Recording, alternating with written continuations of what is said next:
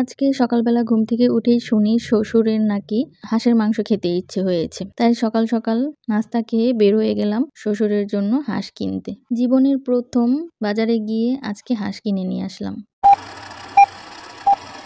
আজকে সকাল থেকেই আমার ব্লগটা শুরু করলাম। তো সকালবেলা ঘুম থেকে উঠেছি হচ্ছে ৯টার সময়। আজকে যেহেতু বন্ধের দিন ছিল তাই একটু দেরি করেই উঠেছি। প্রতিদিন সকাল সকাল উঠতে ভালো লাগছিল না, তাই ভাবলাম যে আজকে একটু দেরি করেই উঠবো। তো উঠে হচ্ছে যে হেল্পিং হ্যান্ড হচ্ছে রুটি বানিয়ে দিয়েছে।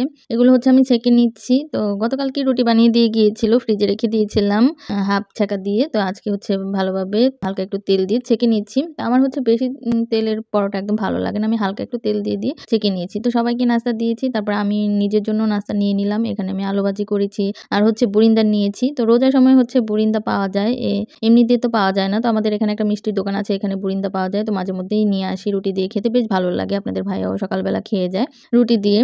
তো এখন হচ্ছে মজা করে আলু ভাজি দিয়ে আর বুরিন্দা দিয়ে খেয়ে নিব। আমার হচ্ছে কি ঝালের সাথে একটু মিষ্টি থাকলে রুটিটা খেতে বেশ ভালোই লাগে। যাই হোক, তারপর হচ্ছে চাও বসিয়ে দিয়েছিলাম। এখন হচ্ছে চা ঢেলে নিব আমাদের ৩ জনের জন্য। আর আমার শাশুড়ি হচ্ছে আগেই খেয়ে নিয়েছে। তো আমাদের ৩ জনের জন্য ঢেলে নিচ্ছি। আর চা খেয়ে তারপর আরো অনেক কাজ আছে। আজকে কাজের শেষ নেই। চা খেয়ে আমরা হচ্ছে বাজারে যাব। তো আজকে যেহেতু বন্ধের দিন, আপনাদের ভাইয়া তো বাসায় আছে। তো আপনাদের ভাইয়া, আমি আর আমার শাশুড়ি মিলে বাজারে যাব। তো ৩ জনের জন্য চা নিয়ে নিলাম। তারপর চা খেয়ে রেডি হয়ে চলে যাব বাজারে। অনেক বেশি দেরি হয়ে গেছে, ১০টা বেজে গেছে। এখন বাজারে যাব, তারপর বাজার করে নিয়ে আসতে হবে। তারপর রান্না করতে হবে, যেহেতু আজকে ছুটির দিন। বাসায় সবাই থাকবে, রান্নাবান্না করতে হবে। তারপর চা খেয়ে চলে এসেছিলাম বাজারে। আর বাজারে আসার কারণ হচ্ছে এই যে এটাই। তো আজকে হঠাৎ করেই সকালবেলা আমার শ্বশুর বলছে নাকি, আমার শাশুড়ির কাছে বলছিল যে তার নাকি হাঁসের মাংস খেতে ভীষণ ইচ্ছে করছে। আর আসলে এই শীতের সময় কিন্তু হাঁসের মাংস খেতে বেশ ভালোই লাগে। কখনোই কিন্তু আমি এরকম হাঁস কিনিনি। তো এই প্রথম হচ্ছে আমি হাঁস কিনতে এসেছি, এবং ইনফ্যাক্ট আমরা ৩ জনই প্রথমেই এসেছি হাঁস কিনতে। এর আগে কখনোই কিনা হয়নি। সবসময় তো আমার শ্বশুরই কিনে। তো এবার হচ্ছে আমার শ্বশুরের শরীরটা বেশি ভালো না, সেজন্য আর সে যায়নি। তো আমরাই ৩ জন মিলে গিয়েছিলাম। যেহেতু সবারই ফার্স্ট টাইম, তাই সবাই একটু ভয়ই পাচ্ছিলাম যে কি হাঁস কিনবো, কিভাবে কিনবো, দামাদামি কিভাবে করব। যাই হোক, এই যে ২ টা হাঁস নিয়ে এসেছি ১৫০০ টাকা দিয়ে। তো আমরা কি ঠকেছি না জিতেছি অবশ্যই আপনারা কমেন্টস করে জানাবেন। তো এই ২ টা হাঁস নিয়েছে হচ্ছে ১৫০০ টাকা। এর ওজন হয়েছে হচ্ছে ২.৫ কেজি। যাই হোক, নিয়ে এসেছি। তো এটা কিন্তু চীনা হাঁস না, দেশি হাঁস। তো দোকানদারের কে ভালোভাবে বলে টলে যে আমাদেরকে ভালো দেখে হাঁস দেন। তারপর উনি ভালো ২ টা হাঁস দিল বেছে। তারপর ওরা পরিষ্কার করে দিয়েছে। আরো অনেক পরিষ্কার করার বাকি আছে। আরো হাঁসের গায়ে কিন্তু অনেক ছোট, ছোট পশম থাকে, সেগুলো ভালোভাবে পরিষ্কার করতে হবে। তো হেল্পিং হ্যান্ডকে দিয়ে ভালোভাবে পরিষ্কার করে নিয়েছি। তারপর আমিও কিন্তু অনেক সময় নিয়ে পরিষ্কার করে নিয়েছি। হেল্পিং হ্যান্ডের হাতের খাবার তো আর আমি খেতে পারব না। 1 hour later. আমি কিন্তু অনেকটা সময় নিয়ে, প্রায় ১ ঘন্টা সময় নিয়ে হাঁসটাকে পরিষ্কার করেছি, ধুয়েছি। আর আমাকে তো আপনারা চেনেনই, আমি যেকোনো জিনিসই একটু সময় নিয়েই ধুয়ে থাকি। যতক্ষণ পর্যন্ত না আমার মনের মতো পরিষ্কার হবে ততক্ষণ পর্যন্ত আমি ধুতেই থাকি। আর হাঁসটাকে কিন্তু আরো বেশি সময় নিয়ে পরিষ্কার করতে হবে, কারণ হাঁসের গায়ে যেই ছোট, ছোট পশমগুলা থাকে না, সেগুলো থাকলে কিন্তু আসলে খাওয়া যায় না, দেখেই কেমন লাগে। যাই হোক, অনেক পরিষ্কার করে নিয়েছি। দেন আমি হচ্ছে একেবারে সব মসলা দিয়ে মাখিয়ে দেন রান্না করছি, কারণ অনেক বেশি দেরি হয়ে গেছে। এই তো হাঁস পরিষ্কার করতে প্রায় ১:৩০ বেজে গিয়েছে। তাই আমি ভাবলাম যে প্রেসার কুকারেই ঝটপট রান্নাটা করে ফেলি, কারণ হাঁসের মাংস হতে কিন্তু অনেক সময় লাগে। এখন যদি আমি এমনিতে বসাই তাহলে কিন্তু অনেক সময় লাগবে, তখন দেরি হয়ে যাবে খেতে। এমনিতেই খেতে আমাদের ৩টা বেজে গিয়েছিল। তারপরও প্রেসার কুকারে বসিয়েছি বলেই কিন্তু ৩টার সময় খেতে পেরেছি। তা না হলে কিন্তু ৫টার সময় খেতে হতো।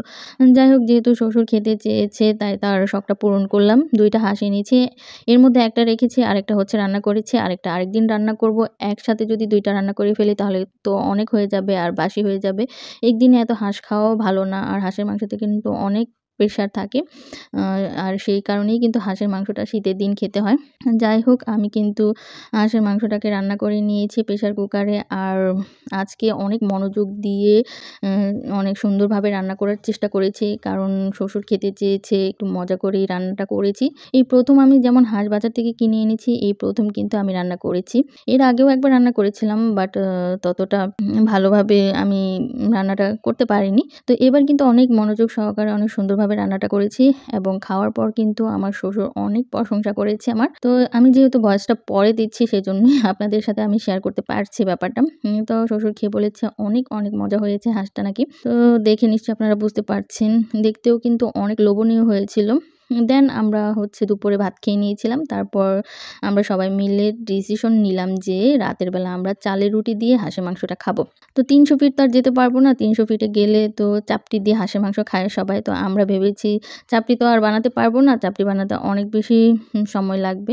তাই আমরা সিদ্ধান্ত নিয়েছি যে আজকে চালের রুটি দিয়ে হাঁসের মাংস খাবো। চালের রুটি দিয়ে হাঁসের মাংস খেতে কিন্তু অনেক বেশি মজা লাগে। তো আমরা যেই ভাবনা সেই কাজ, আমরা বউ শাশুড়ি মিলে কাজে লেগে গিয়েছি। তো আমি হচ্ছে চালের রুটি বানিয়েছি আর আমার শাশুড়ি হচ্ছে ছেঁকে নিয়েছে। আসলে দুজন মিলে কাজ করে নিলে কিন্তু কাজটাও অনেক বেশি সহজ হয়ে যায় এবং সময়ও কিন্তু অনেক কম লাগে।